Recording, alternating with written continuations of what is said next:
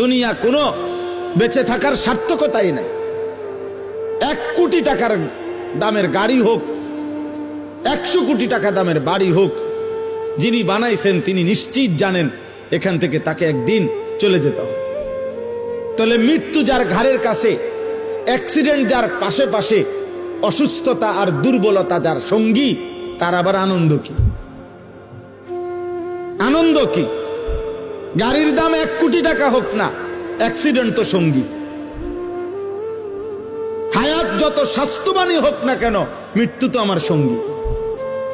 তাহলে মৃত্যু যার সঙ্গী, অ্যাক্সিডেন্ট, দুর্ঘটনা, বিপদ আর মুসিবত, অসুস্থতার দুর্বলতা যার সঙ্গী।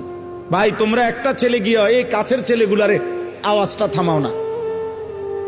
তোমরা বুঝের কোনো ছেলে যার কথা বললে শুনবে এমন 2 জন ছেলে যাও না ভাই।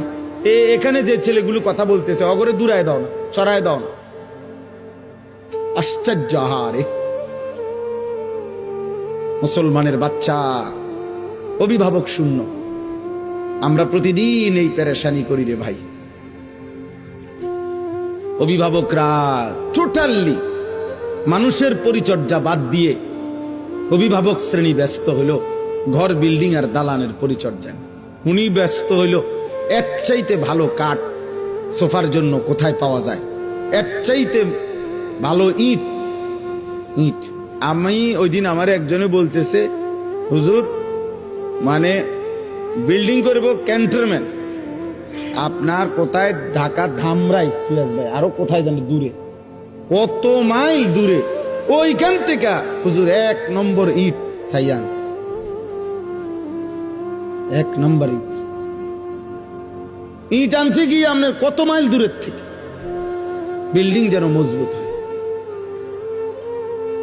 আরে বালু আনছে গিয়া ওই ময়মনসিং থেকে, নিজে সারা রাত ট্রাকের লগে ছিল, যাতে করে বেটা 2 নম্বর বালু না দেয়। 1 গাড়ি বালু হাতে 2 নম্বর দিলে আর কিতেই দিব।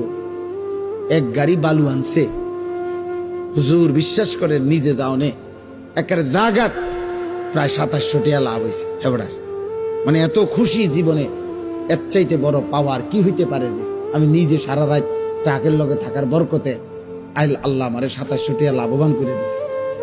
দুনিয়া ওনারে কেমন লাভ দিয়ে দিছে, সুবহান। উনি এমন বুঝা বুঝছে ময়মনসিংহের থেকে নিজে গিয়ে বালু আনছে। দুনিয়া এভাবে বুঝে।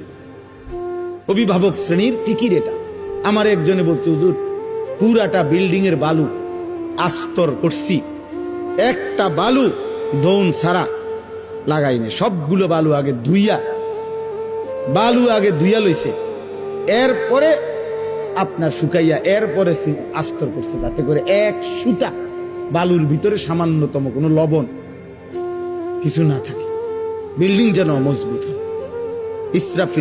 ইসরাফিলের আব্বাও যদি ফু দেয় যাতে বিল্ডিং ভাঙবে না, এত পিওর বালু না, বালু তো একদম ধুইয়া লইছে না।